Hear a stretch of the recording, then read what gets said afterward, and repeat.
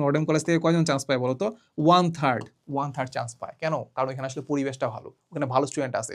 ওখানে যদি আমি চিন্তা করি যে না আমি আসলে 100-র ভিতরে আছি, ওখানে আমার ভয় পাওয়ার কিছু নাই। 100 বাইরে চলে গেছি তাও ভয় পাওয়ার কিছু নাই। 1000 বাইরে চলে গেছি তাও ভয় পাওয়ার কিছু নাই। আমি ভালো স্টুডেন্টের মাঝখানে 1000 বাইরে গেছি। তুমি এমন একটা কলেজে পড়ো যেখানে আসলে খুব একটা ভালো স্টুডেন্ট নাই, তুমি এখানে ফার্স্ট হবাই। একটু ভালো করে এফোর্ট দিলে তুমি ফার্স্ট হবাই। এর মানে এই না যে তুমি আসলে বুয়েটের জন্য চলে যাচ্ছ। বুঝছো ব্যাপারটা? সো তুমি কোন কলেজে পড়তেছো সেটা কিন্তু ডিপেন্ড করতেছে। ওই কলেজের উপর ডিপেন্ড করে তুমি থাকলে হবে না। তুমি যেটা করবা কলেজটা দেখবা, যদি তুমি নর্ডেম কলেজে হও কিংবা একদম ভালো কলেজের দিকে যাও, তোমার র‍্যাঙ্ক ওইখানে আসলে যেমনই হোক তুমি মোটামুটি বলা যায় যে তুমি একটা রেসে আসো। আর তোমার কলেজ যদি খারাপ হয় তুমি সেখানে আসলে তোমার র‍্যাঙ্ক দিয়ে জাজ করলে হবে না। ওখানে র‍্যাঙ্ক দিয়ে তুমি ওভার কনফিডেন্স নিয়ে চলবা না। সেখানে যেটা করতে হবে সেটা হচ্ছে প্রথমে যেটা করবা সেটা হচ্ছে বইয়ের একটা র‍্যান্ডম ম্যাথ সলভ করবা। ঠিক আছে? র‍্যান্ডম যে কোনো একটা কঠিন যে ম্যাথটা আছে সেটা সলভ করতে পারতেছ কিনা। মানে তোমার সলভিং ক্যাপাবিলিটি আছে কিনা। এটা একটা জিনিস। প্লাস এখানে আমি তো যেটা বললাম যে থিওরিগুলো কিভাবে পড়বো সেটা আমরা আলোচনা করব। এরপরে যেটা করবা সেটা হচ্ছে আমাদের ইঞ্জিনিয়ারিং যে কোশ্চেন ব্যাংকটা আছে না, ইঞ্জিনিয়ারিং কোশ্চেন ব্যাংকটা ধরবা।